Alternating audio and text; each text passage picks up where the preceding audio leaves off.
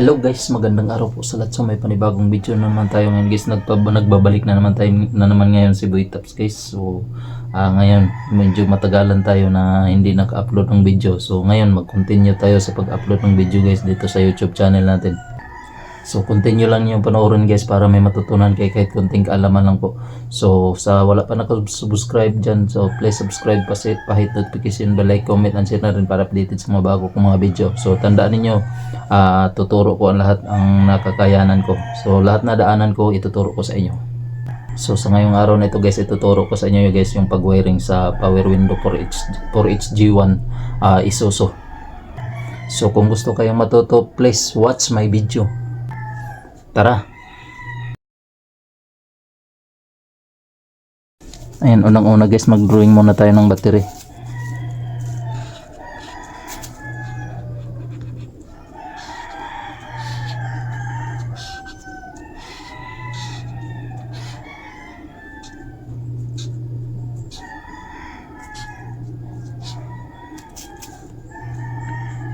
Merong positive, merong negative.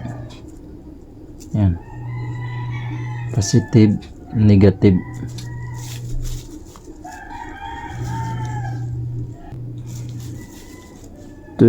Volt. 12 volt. So 24 volt to lahat guys.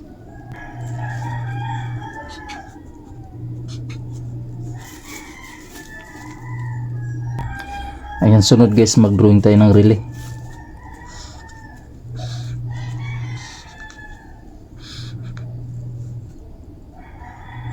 Merong 87, 87A, 86, 86,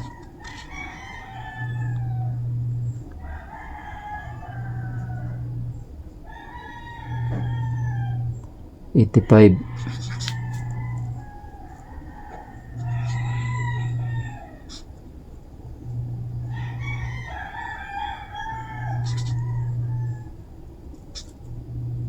30.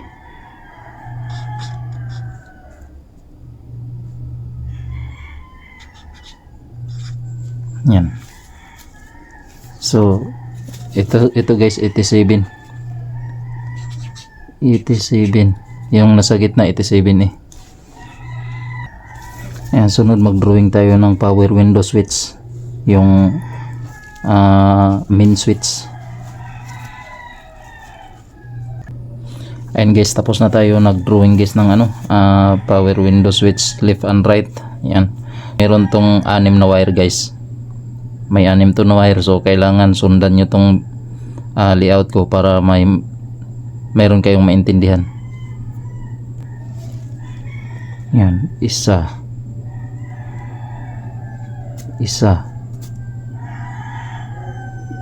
dalawa, tatlo, 4, 5, 6. Yan. So meron ng 6 na wire guys. Ito, 6 to na terminal. Yan.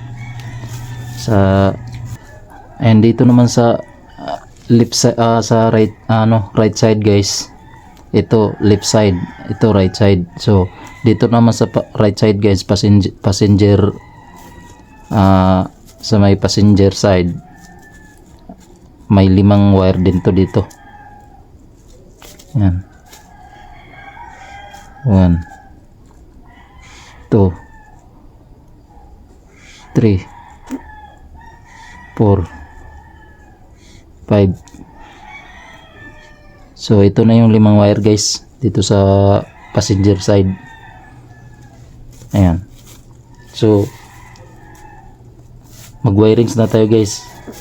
Dito sa battery, i-parallel natin to. Itong positive sa isang battery connect natin din sa negative. Yan. Connect. So itong ground, i-ground na natin to, i-body ground. Yan. Body ground.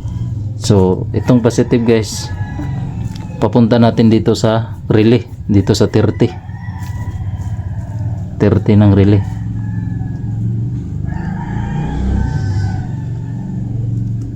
So bago pang relay guys, magawa muna tayo ng fuse. Magawa tayo din ng fuse. Yan. So mayroon ng fuse bago makarating dito sa 30. Yan. 30 ng relay guys. So mayroon na tayong power. Ang sunod naman guys, maglagay tayo ng trigger or signal or accessories doon sa ignition switch, pero hindi na tayo dadaan ng ignition switch, dito na lang. Ito hindi na tayo dadaan ng switch. Yan. So itong 86 guys, wirings natin din sa positive.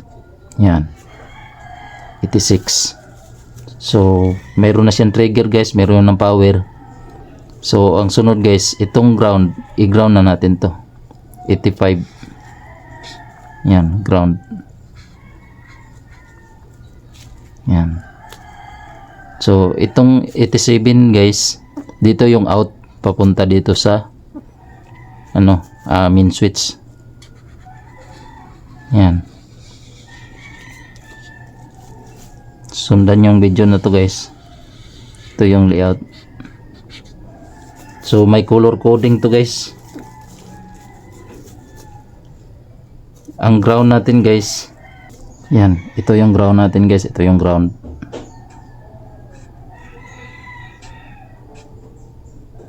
So ang color sa ground natin guys, black and white. Black siya, may stripe na white. Yan. So ito yung positive natin guys, galing ng 87A. Ay 87 pala, galing ng 87. Ang kulay nito guys ay blue black. Yan.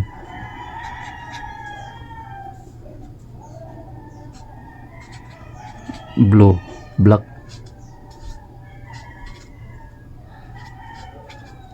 Blue black yan guys. Ito blue black. Tapos ito yung ground natin ay black and white. May mga stripe yan guys. So ito naman din yung natin guys, ibang wires dito sa baba.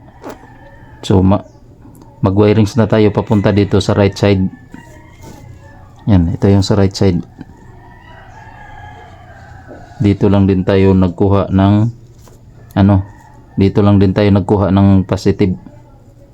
Yan, galing sa relay, dito lang din tayo nagkuha. Tapos ito naman din yung isa guys, ito yung positive nga out, galing dito sa main switch. Yan, dito din natin i-connect. Yan. At saka ito, ganun din dito. Dito din natin i-connect. Yan. Dito natin i-tap. So may tatlong wire na siya nakapunta din guys sa right side. So ito guys, pag pindutin dito guys yung main switch, bababa na din dito ang kasi dalawang switch to Ito yung switch sa right side, ito yung switch sa main sa left side. Ito siya, ito yung sa left side, ito yung sa right side. So pag pindot din sa right side guys, siyempre may connection na din sa motor. Yan. So itong dalawang wire to guys, ito yung papunta ng motor. Yan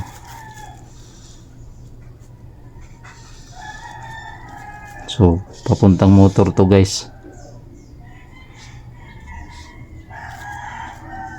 Yan. Tsaka itong dito sa baba, papuntang motor din.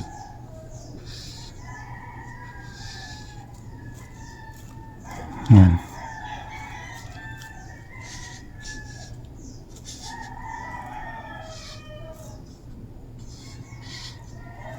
Yan.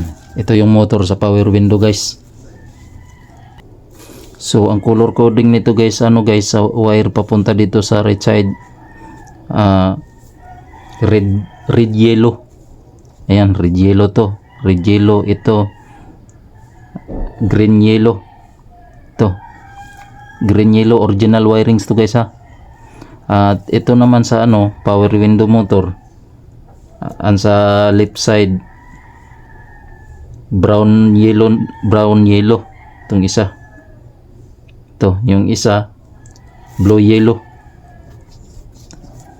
at saka ito din yung isa guys sa right side, blue white. Yan, blue white. At saka yung isa dito blue. So tandaan nyo guys, blue white at saka blue papuntang motor yan, at brown yellow at saka blue yellow papuntang motor yan dito sa left side, dito sa right side iba din yun ang ano din eh.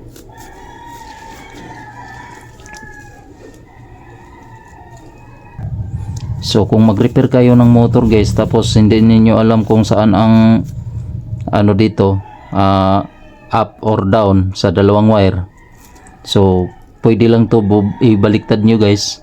Pag for example yung ang power window, pag switch nyo dito, in this ang ano niya, pag switch mo pababa, aangat siya.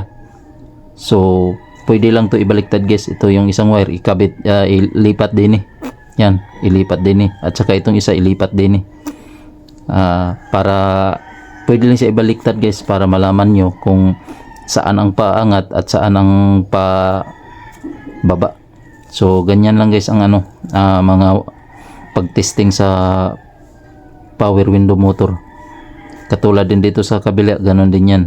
Kung anong pagkagawa dito guys, ganon din yun sa kabila. Kung na hindi ninyo natandaan kung saan ang ano dyan, pagpaangat, saan ang pagpababa. So dahil guys dito guys may mga relay na to. Ito may mga relay to dito. Nandito na yung relay sa up and down. Yan. So ganyan lang guys, at sana may natutunan kayo sa kahit kunting kaalaman lang po. Sana panoorin nyo ang video na ito hanggat matapos guys. At maraming salamat po sa inyo. Thank you po.